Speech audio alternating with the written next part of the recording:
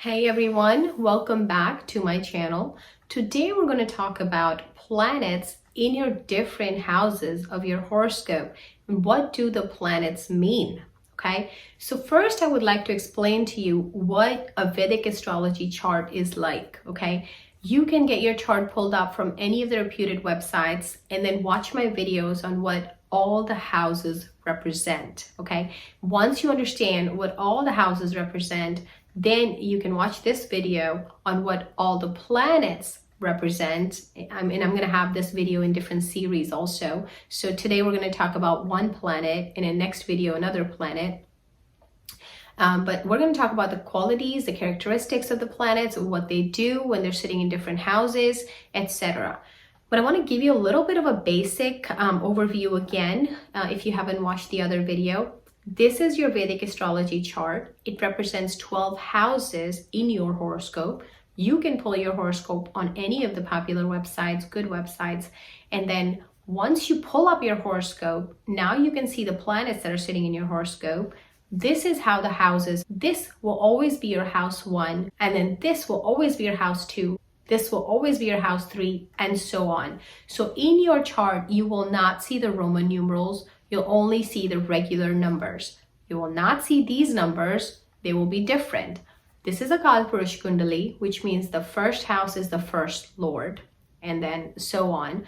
But you may have a different planet transiting through it. I'm going to try to put a link to that video in this description, in this video's description, so you can click on that video. I've really explained it in much more detail on how your chart works, etc. But let's go ahead and go into planets, okay? Today we're gonna talk about in Kalpurush Kundali who owns what house, and we're gonna talk about their characteristics, okay? So the number that I'm sitting here now, number 1, not the Roman numeral, but the number 1 that's sitting in the first house. What is 1? Wherever you see the number 1 in your chart is going to represent planet Mars, okay? That's an Aries number, okay? As you know your horoscopes, you're going to see 1, you're going to say Aries. So it represents planet Mars. Mars rules Aries. So that house will automatically get the characteristics of Mars. Today we're going to talk about Mercury. Okay, what is Mercury? And definitely watch my other videos on Mercury in all the other homes. It's going to tell you everything about Mercury in homes. But I want to talk to you about Mercury. Okay, what are the aspects of, what are the qualities of Mercury? What does it represent, the aspects, and how those affect you as well. So what is Mercury? Mercury is also known as Budh, planet Budh in Hindi, and it is the fastest moving planet. It takes about 88 days to circle around the sun. It's the one that's closest to the sun. So Mercury is considered a younger planet in the Vedic astrology, with Saturn being the older one of the oldest planets, like Jupiter is also older. So Mercury is a younger planet. What does Mercury represent? Mercury represents youth because, like I said, it's a younger planet. Mercury represents intelligence, okay? Mercury is a very intelligent planet. It's very business-minded. So when you're intelligent, you can set up your business like a flash. So that's where Mercury is doing, because the intelligence and the speed.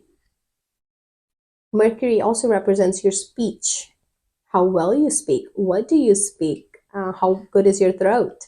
Communication, it represents communication. In terms of speech, Mercury represents more of your communication because Mercury owns house number 3 and Mercury owns house number 6 in the Kalpurush Kundali. So house number 3 is your communication, okay? It's your younger siblings. You see younger because Mercury is young. Hard work, it represents your hard work because it works fast, it's intelligent, and it has a great business sense. Mercury likes to travel. I said it goes around the sun in 88 days, so it enjoys that short travel to do it quick. And that's kind of coming from your house number 3. Mercury also represents your reading, your writing, publishing, advertising, media skills, your IT skills, your communication skills, as I mentioned, marketing skills.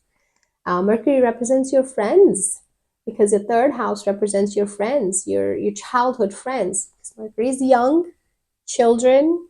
Mercury represents children also. So if you have a strong Mercury in your chart, you love children. You may be like a child inside. You may act like a child. So Mercury represents your skin, your arms, your right hand, neck, shoulder. So those are the things that Mercury represents. Also, your business itself, Mercury does represent. Now, the results of your business will be seen more from Venus, because the wealth that comes from your business will be Venus. But how to set up your business mindedness, and things like that will be Mercury, because of the high intelligence that the Mercury has. Where does that intelligence come from? That's coming from hard work. That's coming from house number 6, which is the office of Mercury. Okay, house 6 is a house of pain, debt, disease, but also your daily job, your service, your office, right? So, so that's where that business sense will come in, because it's the office of Mercury. That's where it learns how to deal with a lot of these things and setting up a business. So you will see Mercury there. Now let me talk about if Mercury is sitting in a certain house. Let's say Mercury is sitting in your first house. You're going to be exactly kind of what I told you. Again, as long as Mercury is not retrograde, or it's not getting bad aspects, or there are other planets sitting there and conjuncting it, more than likely you're going to have these qualities. You will have these qualities, they'll just be a little bit lesser. And if Mercury is combust, you may not be able to see it, but you'll still have these qualities. Those qualities are going to be of higher intelligence. You'll be an intelligent person. You will like to do things fast. You'll be very business minded. You may be a great singer, depending on any afflictions. Again, with house 2 will connect with it, or Venus, house Venus in your chart. You will be very educated. You would love to study. You'll be very fast in doing things that you want to do. You'll be a great reader, writer, communicator, publisher, all those things. So again, watch out for any afflictions too, though, in there. You'll be a great friend to people, etc. So you have Venus, say you have Mercury sitting in house number 7. You can imagine all those qualities in your spouse, in your business partner, etc. And it's also the house of your business. Maybe your business will have all these qualities, etc. If you see Mercury sitting in your house number 5, it's a house of children. Your children may have all these qualities, etc. And the way you express yourself, your self-expression may have those qualities. So you gotta connect the dots there. If you have this in your 3rd house, maybe your younger siblings have those qualities. You have this in your 11th house, your older siblings may have these qualities. You have it in your 9th house, your father may have these kind of qualities of young looking, higher intelligence, business acumen, those kind of things. Now, if Mercury is afflicted, if it's malefic for your chart, now these would be the opposite, okay? You may not be intelligent. This is something you suffer in. You may need to work on that. More than likely, you will see Mercury also a retrograde in your chart, or you may see a retrograde, perhaps Mercury or Jupiter, if you have this kind of an issue. You will not want to, you will be more on the lazier side, where you don't want to travel too much. You just want to sit around. Your speech may be harsh. You will not have a good communication style. You may not get along with your younger siblings if your Mercury is afflicted. Your reading, writing, publishing sense may not be well developed. You're not able to communicate your thoughts properly.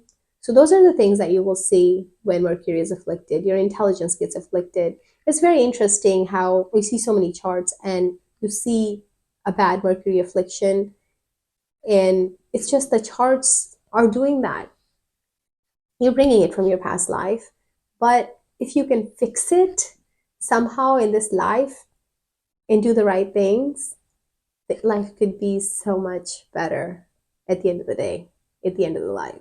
So, well, we'd love to check out your chart and see what you've got in your chart. Reach out to us in the forum, and we'd love to see how we can help you in your life. And hope this was a good video for you on Mercury. Do write your comments below, and hit like, subscribe, and the bell icon so you don't miss out on any updates. And again, thank you for watching.